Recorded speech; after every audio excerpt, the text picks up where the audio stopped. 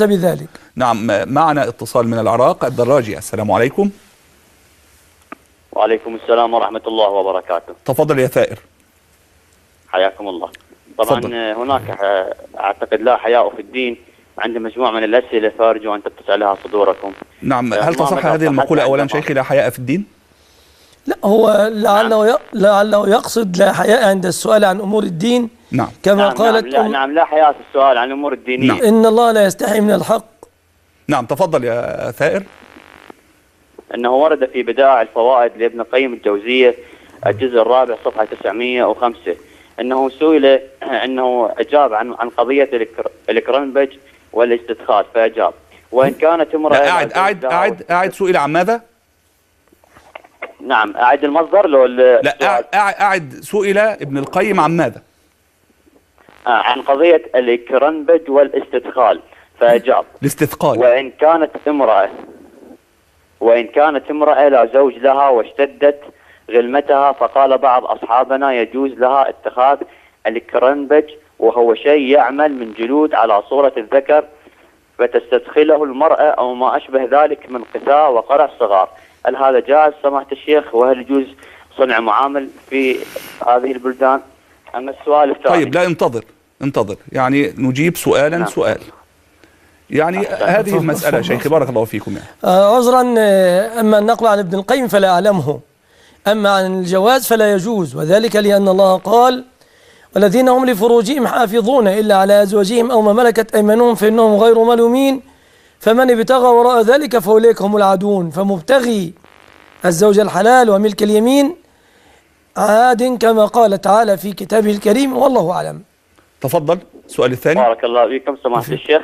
قبل السؤال الثاني حبيت أذكر المصدر طبعا حتى الشيخ يكون على اطلاع. هو المحلى لابن حزم الجزء الدعاء صفحة 309 طبعا. يعني أنا أجد يا ثائر نعم. أنا أجد أنك من الممكن أن تأتي بأقوال شاذة ومن الممكن أن تأتي بأقوال صحيحة، فمن باب أولى أن تسأل السؤال مجردا بغير مصدر، والشيخ يقول لك الإجابة، فهو مسؤول عن فقهه هو، عن إجابته هو، لا عما كتب في كتب القوم أو في كتب أهل السنة، وأهل السنة غير معصومين، فلا نستطيع أن نقول إن هناك إمام معصوم إلا واحد، النبي صلى الله عليه وسلم هو الوحيد الذي يؤخذ منه ولا يرد، أما بخلاف النبي فيؤخذ ويرد. تفضل. أشكرك يا أستاذ أسامة على هذا التنويد الطيب الجيد. أنا عندما أقرأ هذه الفتاوي في الكتب نعم أرى هل أطبقها أم لا، فأسأل سماحة. لا، ما هو من باب أولى، من باب يعني ليس مبررا، من باب أولى أن تسأل السؤال وما يطمئن إليه قلبك إن شاء الله. لأن يخشى، وهذا ظن غالب، أن يكون أو أن يفهم المقصد أنه طعن في الأئمة، لكن إذا سألت السؤال هذا المفهوم، لأن وجهتك وجهة شيعية، فالمفهوم من كلامك أنك تطعن بهذه النقولات في قائليها، فاسأل سؤالك إن كنت تريد وجه الله سؤالا مجردا: ما حكم من يصنع كذا كذا بهذه الطريقة؟ نعم، حفاظا على أعراض من سبقوا، حفاظا على أعراض من سبقوا من ناحية، ومن ناحية أخرى أننا نحتاج إلى بحث في النقل عنهم، والوقت لا يسعفنا الآن في النقل عنهم، فاسأل سؤالك تبتغي به وجه الله وتثاب. أشكرك يا أستاذ أسامة، زادك الله فهما. الله يبارك فيكم. السؤال الثاني. تفضل يا أخي. السؤال الثاني: هل يجوز الاستمتاع بالزوجة الصغيرة الغير بالغة؟ فلقد ورد في مركز الفتاوى بإشراف الدكتور عبد الله الفقيه نفس المشكلة. بغض النظر أيا كان المصدر، أنت سألت السؤال شيخي: هل يجوز الاستمتاع بالمرأة قبل البلوغ؟ هذا هو السؤال. تقصد المتزوجة على سنة الله ورسوله. نعم. ليس نكاح المتعة. نعم.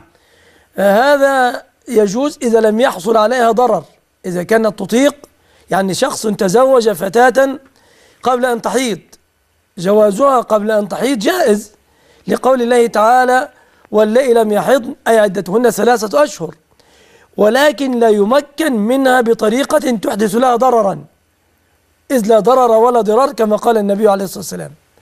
نعم. أسئلة أخرى؟ نعم. تفضل. هل هناك حد على إدخال ذكر الأجنبي الميت ووطئ المرأة الميتة؟ فلقد ذكر السؤال وصل السؤال. هل يجوز وطئ الميت؟ أعتذر عن السؤال وأعتذر عن سماعه وأعتذر عن الاسترسال في مثل هذه الأسئلة. بارك الله فيك.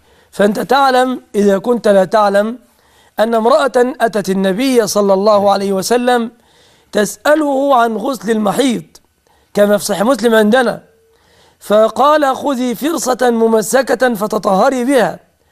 قالت مسترسلة في السؤال كيف أتطهر؟ قال سبحان الله تطهري. قالت كيف أتطهر؟ قال سبحان الله تطهري. فاجتذبتها عائشة رضي الله عنها وعلمتها كيف تتطهر. فالاسترسال فيما يخدش حياء المسلمين والمسلمات لا يكون أبدا على مثل هذه الفضائيات النيرة بإذن الله. لا تطمع أبدا أن تلوث هذه الشاشات بمثل هذه الأقوال.